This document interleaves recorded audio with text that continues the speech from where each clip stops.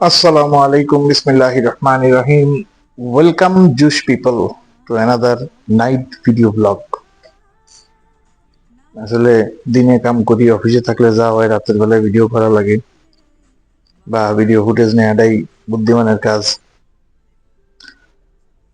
তো বিষয়টা হইল কোনো এক শীতের রাত, থার্সডে নাইট, বৃহস্পতিবার,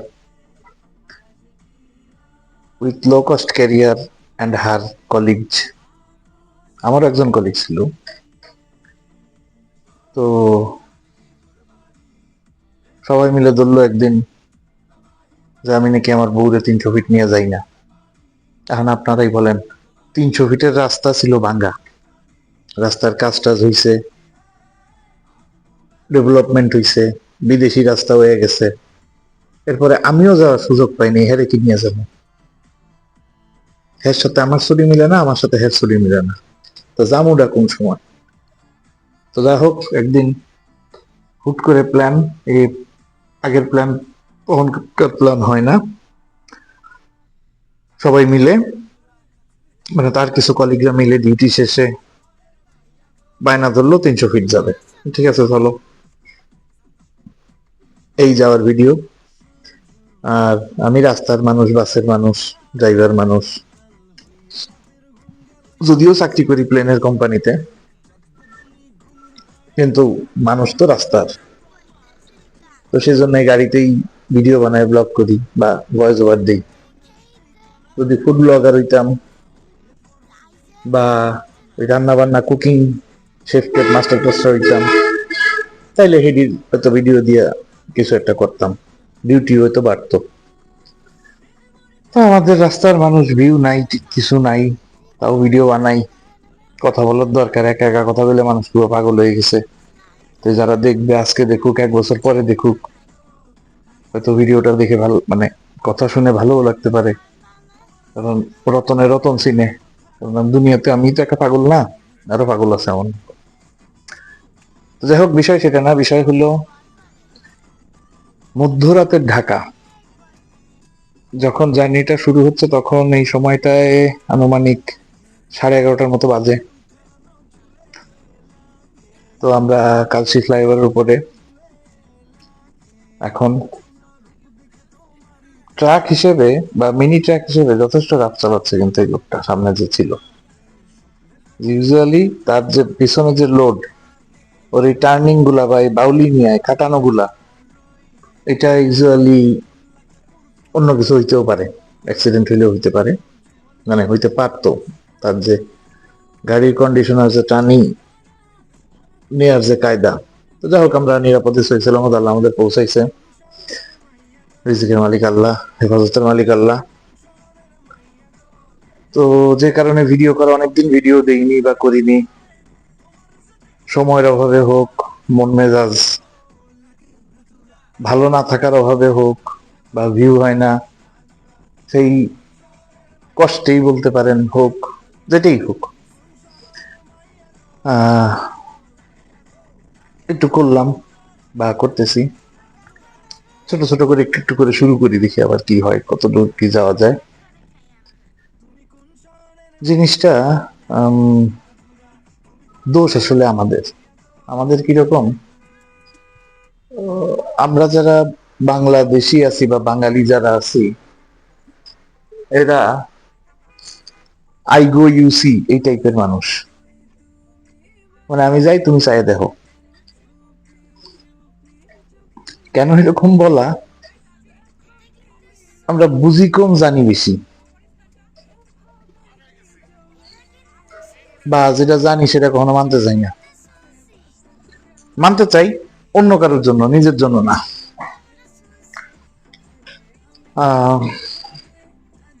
আরেকটা জিনিস, সবখানে প্রত্যেকটা জায়গায় ওই একটু সুবিধা নেওয়ার জন্য মামা চাচা খালু বা সমন্বয়ক টাইপের কেউ, সোজা বাংলায় দালাল টাইপের লোক খুঁজতে চাই বেশি, যে একটু যদি সুপারিশ করে দেয়, এই দেন এই দেন, কেমনে সামনে আহে, একটু যদি সুপারিশ করে দেয় তাহলে মনে হয় কাজে হয়, বা মানে সুপারিশ নিতে বেশি আমরা পছন্দ করি।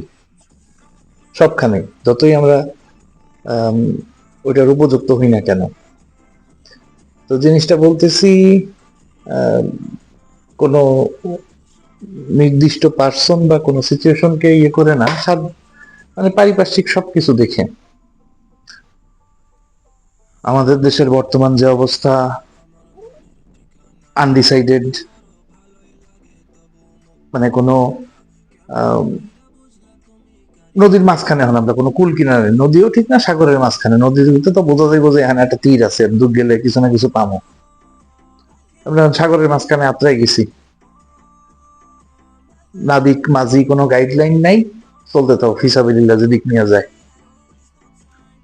অমুক কয় ব্যাট বসায়, অমুক কেউ ট্যাক্স বসায়, স্যালারি তো আর বাড়ে না ভাই। স্যালারি যদি এরকম বাড়তো, বাড়ি ভাড়া বাড়তেছে, ট্যাক্স বাড়তেছে, এর বিল বাড়ে, তার বিল বাড়ে, রিক্সাওয়ালার ভাড়া বাড়ে, সিএনজি ওয়ালার ভাড়া বাড়ে, মাগার আমার বেতনের ডিজিট তো আর বাড়ে না, নাম্বারও চেঞ্জ হয় না, পার্সেন্টেজ বাড়ে। তো যাই হোক, সেটা কষ্টের কথা, এটা কয়ে বুঝবো না মানুষ, কয়েও লাভ নাই, মেলা টাকার মালিক আমরা। একটু মন টন রিফ্রেশমেন্ট করার জন্য এরকম শর্ট টুর দিবেন আপনারা। আর আমি চিন্তা করছি কিছু টপিক্যাল ভিডিও আলাদা আলাদা করে করব।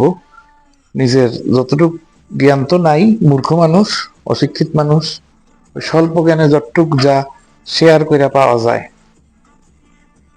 আপনারা হয়তো দেখলেন ইউটিউব আনলে যদি একটু টাকা পয়সা আসবে কোনোদিন। এইখানে যেমন এই ভিডিওতে যেটা শিক্ষণীয় বা শিক্ষণীয় ঠিক না, একটু টেকনিক্যাল একটা জিনিস আপনাদের দেখাবো। রাতের বেলা যারা হাইওয়েতে ড্রাইভ করেন বা যারা নাইট কোচে যাতায়াত করেন, তারা একটা জিনিস দেখবেন, শীতকালে কুয়াশা পড়ে। তো কুয়াশার বর্তমান টেকনোলজিতে ওই thermal thermal night vision glass বক্কর চক্কর এরই কোনো কাম দেয় না, এটি বাউতাবাজি, এটি আইওয়াশ। আমি এটা 2012 সাল থেকে ট্রাই করছি। আমার যখন বাসের ব্যবসা ছিল, আমি ইমপ্লিমেন্ট করছিলাম ব্যাক ক্যামেরা বাসে পিছনে না লাগায় আমি সামনে লাগায়, হেডলাইটের সাথে লাগায় কুয়াশা প্রুফ করতে চাইছিলাম। আমি 8-10টা যতই ফগ লাইট লাগাই, আমার সামনের গাড়ির ভিজিবিলিটি নষ্ট হবে, সামনের গাড়ি আমি বিপদের মুখে ফেলবো। মানে অপোজিট যে গাড়িটা আসবে বা সামনে যদি কোনো ছোট গাড়ি চলে, তার মিররের উপর এমন ভাবে ফগ লাইট গুলো পড়ে, বাসের বা গাড়ির, কুয়াশা কাটে না, অ্যাক্সিডেন্টের রিস্কও থাকে, আর মানে কোনো কামের কাম হয় না। কিন্তু এইখানে আপনি দেখতে পারবেন একটা ছোট্ট টেকনোলজি, আমরা যদি কোনো একটা ভিজিএ ক্যামেরা বা তো যে কোনো রেজলিউশনে নাইট ভিশন ক্যামেরা যদি ইউজ করি, যেটা ইনফ্রারেড, কি বলে, ইনফ্রারেডের মাধ্যমে যেটা ছবি বা সেন্সর ক্যাপচার করে, এরকম কিছু যদি আমাদের গাড়িতে, সাইকেলে, ট্রাকে, বাসে যদি আমরা ব্যবহার করি, তাহলে কুয়াশার মধ্যে খুব আরামে আমরা গাড়ি চালাতে পারবো এবং অনেক বড় বড় অ্যাক্সিডেন্ট থেকে হয়তো আল্লাহ আমাদের রক্ষা করবেন। ডেফিনেটলি আল্লাহই রক্ষা করেন সব কিছুতে, কিন্তু আমাদের তো কোনো একটা প্রিভেন্টিভ বা কোনো একটা পদক্ষেপ নিতে হবে। যেমন এখন ভ্যাকসিনেশন নিয়ে কয়দিন ধরে কথা চলতেছে, তো একটা ইনফরমেশন দিয়ে রাখি, সৌদি আরবে বা মিডল ইস্টে যারা যেতে চান, ওয়ার্ক পারমিট যাদের আছে তাদের কোনো ভ্যাকসিন লাগবে না। এছাড়া ওমরা ভিসা, আকামা ভিসা, বা ওই যে কি বলে, ভিজিট ভিসা, রিসের যেটা, ওই জিয়ারা ভিসা যেটা থাকে, এইসব ভিসায় যারা যেতে চাবেন তাদের অবশ্যই ভ্যাকসিনেশন, মানে ভ্যাকসিনেটেড থাকতে হবে, এবং 10 দিন, অন্তত 10 দিন আগে ভ্যাকসিনেটেড হতে হবে। মানে ধরেন আজকে 9 দিন হইলেও ভ্যাকসিন নিছেন, আপনি যেতে পারবেন না, 10 দিন অ্যাটলিস্ট থাকতে হবে। এ দেখেন বিদেশি রোড কেমনে আলো ছাত ছাত ছাত ফিরে বাইরে গেল। আর ভ্যাকসিনেশনের বয়স অ্যাটলিস্ট 1 বছর হতে হবে। এখানে ভিডিওটা করতেছে আমার মেয়ে, আমি আরেকজনের ক্যামেরা নিয়ে ভিডিও করতেছিলাম। আল্লাহ দিল ছবি তোলার বা ভিডিও ফ্রেমিং এর সেন্স অনেক ভালো, আমার থেকে অনেক ভালো। এবার আসেন কাজের কথায় আসি, যে একটা নর্মাল ক্যামেরা বা হোক সেটা মোবাইলের ক্যামেরা বা ভিজিএ ক্যামেরা, বা ইনফ্রারেড কাজ করে এমন একটা ক্যামেরা, সেইটা দিলে যত ঘন কুয়াশাই হোক আল্লাহর রহমতে আপনি দেখতে পারবেন যে সামনে কোনো ভেহিকেল আছে কিনা বা সামনে কোনো অবস্ট্রাকেল আছে কিনা। এই টেকনোলজিটা আমি 2012 সালে অ্যাপ্লাই করছিলাম, বাট আমাদের দেশে তো সবাই ওই যে ইউগো আইসি বা আইগো ইউসি এই টাইপের লোকজন, তো এরা তোয়াক্কা করে নাই। এরা বিদেশে যা দেখে তাই ফলো করে, বিদেশিরা জানতে জানতে যা যা করে এরা হেডা নিয়ে থাকবে, নিজেকে মাথার থেকে কিছু আনবো না বা ইনভেনশন বা ক্রিয়েটরের কোনো মূল্যায়ন এরা করে না। তো একটু সামনে গেলেই দেখবেন বেশ ভালো রকমের একটা কুয়াশা পড়ে, যেইটা আমরা খালি চোখে দেখছি যে এরকম, মোবাইল দিয়ে রেকর্ড করাতে এরকম কোনো কুয়াশাই ছিল না। যদিও আমরা মানে 300 ফিটে যাওয়া মানুষ খুব রাশ, ফ্যামিলি গাড়ি যেহেতু ছিল, ফ্যামিলি ছিল খুব 60-70 স্পিডেই আমরা গেছি, কোনো রাশ ড্রাইভিং বা কোনো তাফালিং, যেহেতু আমাদের সাথে বেবিও ছিল, তো খুব আল্লাহ নিরাপত্তার সাথেই নিয়ে গেছেন, কোনো বিপদ আপদ দেন নাই বা কোনো ভয়ের কোনো কিছু তৈরি হয়নি।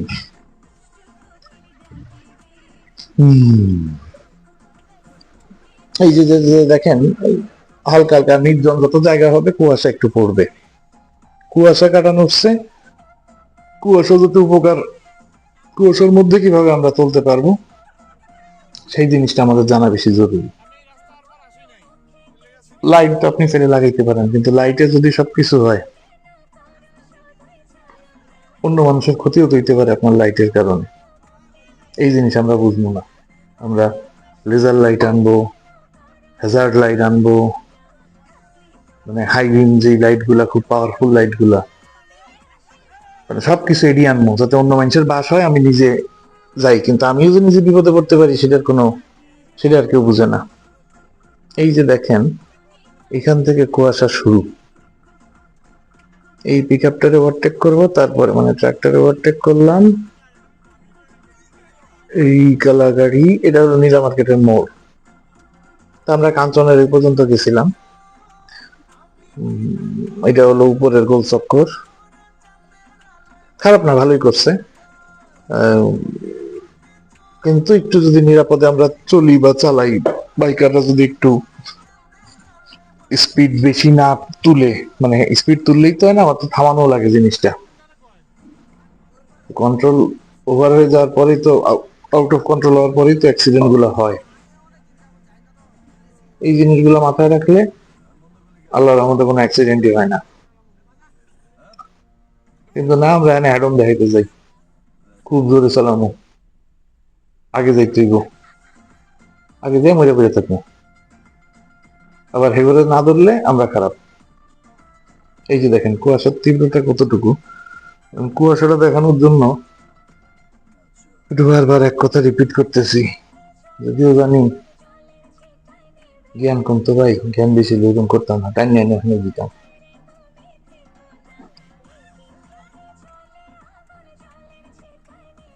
কেউ ত্যাক্ত বিরক্ত হইবেন না, হইলেও কিছু করার নাই, লাইক ডিসলাইক কমেন্ট দিয়েন। এই যে ঘন কুয়াশার মধ্যে দিয়ে যাচ্ছি, পুরাটা কুয়াশা, এই যে দেখেন, কিন্তু মোবাইলে বা ভিজিএ ক্যামেরায় এই টেকনোলজিটা যেটা, এটা সিম্পল একটা টেকনোলজি, এটা আহামরি কোনো বিষয় না, জাস্ট আপনার ক্যামেরাটা থাকবে হেডলাইটের ভিতরে বা বাইরে আপনি বসাতে পারেন আপনার এটা খুশি, কিন্তু আপনার ড্যাশ ডিসপ্লেটা থাকবে যেটা আপনার মনিটর বা ইয়ে থাকে।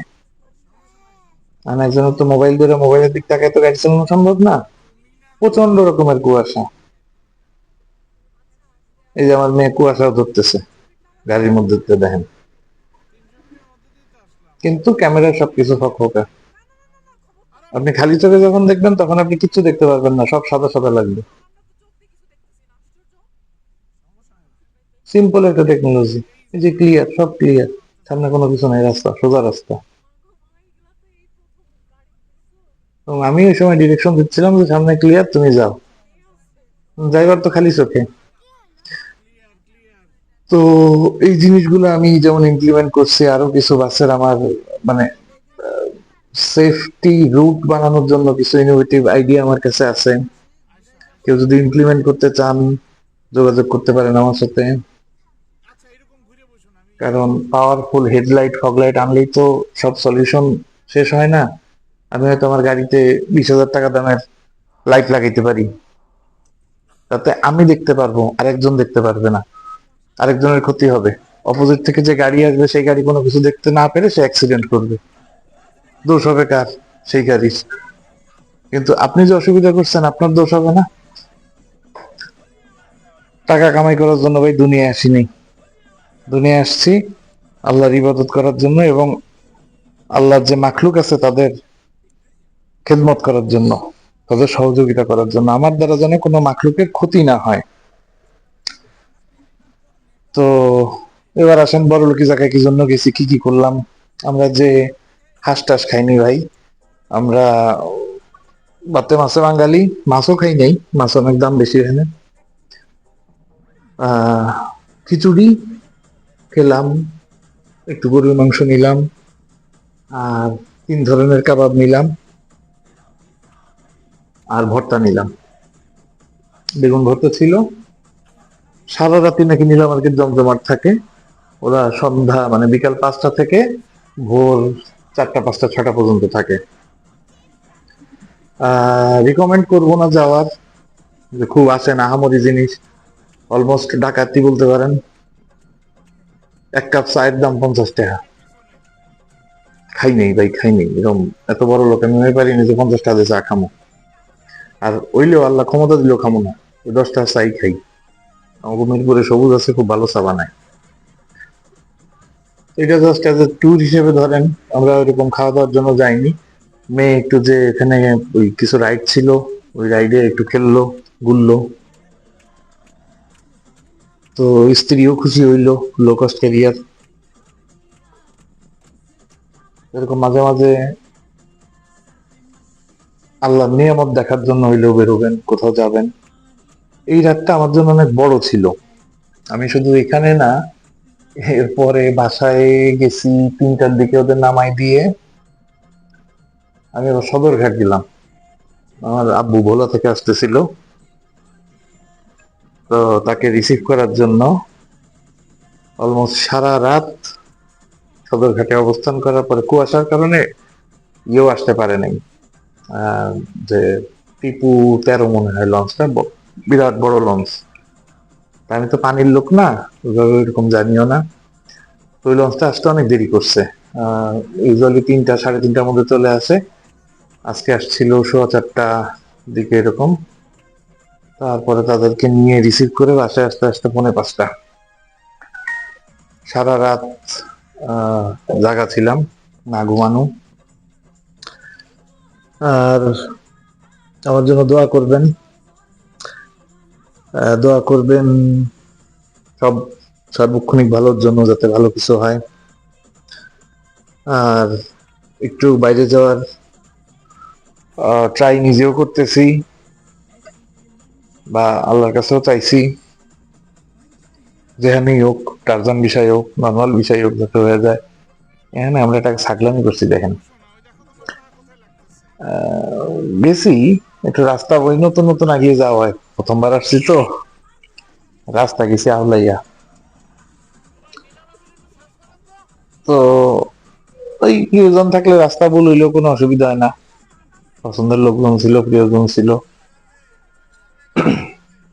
ভুল রাস্তা ঢুকে গেছিলাম। ও, আর কি যে কমু আপনাগো। এরপর আসেন, আমি একটা থিওরি ফলো করি, খুব সিম্পল একটা থিওরি। যেমন আমি সবসময় জুস থাকার চেষ্টা করি, চিল থাকার চেষ্টা করি। এটার কারণ হলো আমি কমফোর্ট খুঁজি, আমি হ্যাপি খুঁজি না, মানে হ্যাপিনেস খুঁজি না। হ্যাপি তো রুবেলের, আমি কি যা কি করবো। তা আপনারাও যে যার অবস্থানে আছেন, যেখানেই থাকেন, সবসময় চিন্তা করবেন যে আপনি কিভাবে আরামে থাকতে পারবেন। ধরেন আপনারে কেউ খুব কষ্ট দিয়ে কইলো তোমার সারা রাত এখানে দাঁড়ায় থাকতে হবে, কারণ আপনার থাকা যেহেতু লাগবেই দাঁড়ায়। আপনি চেষ্টা করবেন কেমন ভাবে দাঁড়াইলে আপনি আরামে থাকবেন। এই যেমন মেট্রো রেলে করে আমি যাই, ধাক্কাধাক্কি করে সবার আগে চিন্তা করি, যখন দেখি সিট তো পামই না, আশা তো নাই, এখন আরামে খাড়ানো লাগবো। ঢোকার রাস্তায় বা বেরোনোর রাস্তায় খাড়াইলে বা ওই যে রডের লগে খাড়াইলে ওইটা বিরক্তিকর, ওখানে আরাম খায় না। ট্রেন টান দেয়, হুট করে সামনে যাওয়া লাগে, আবার ব্রেক করে পিছিয়ে আসা লাগে, এটা ধাক্কায় এটা ধাক্কায়, খুব বিরক্ত লাগে। আমি চেষ্টা করি কি, ট্রেনে ওইটা ওই দুই গেটের মাঝখানে সিপাই যে জায়গাটুকু আছে এর মধ্যে হান্দাই যায়, ওই জায়গাটায় কেউ আপনারা ডিস্টার্ব করবে না। দুই চারজন লোককে কই, ভাই আমি আয়তনে একটু ছোট ছোট মানুষ, আমাদের যাইতে দেন, তিন চারজন খাইতে পারো। এরাও দেখে খুব সুন্দর অনায়াসে ফেরা যায়। হ্যাঁ, দিয়া দরজার মধ্যে খারাইতেই খুব আরামে অনায়াসে, যতক্ষণ সারা রাত কেন 2-3 রাত খারাইতে যাবে এমন অবস্থা। তো যখনই আপনি আরামে দাঁড়ায় থাকবেন বা আরামে কোনো একটা সিচুয়েশন পার করবেন, অটোমেটিক আপনার মধ্যে হ্যাপিনেস চলে আসবে। কিন্তু আপনি যখনই হ্যাপিনেস খুঁজতে যাইবেন, ওই বইয়ে থার হ্যাপিনেস, ওইটা যখন পাবেন না, নিজের থেকে মানে নিজেকে এত বেশি আহ কি বলে যে অভাগা মনে হবে, হীনমন্যতায় ভুগবেন, ডিপ্রেশনে চলে যাবেন, তখন খুব কষ্ট লাগবে নিজের প্রতি, যে আল্লাহ করলাম কি, একটু খেতে দিতে পারলাম না, বা সবকিছুতে আপনি হতাশায় হাহাকারে ভুগবেন। এর থেকে বাঁচার সবচেয়ে উত্তম উপায়, আল্লাহ আপনার যে অবস্থানেই রাখুক, আপনি শীতের মধ্যে নদীর মধ্যে পড়েন, পুকুরে চাপ দেন, খাটে ঘুমায় থাকেন, কাজ করেন, যা মন চায় তাই করেন, সবসময় ট্রাই করবেন কমফোর্ট জোনে মেনটেন করে চলার।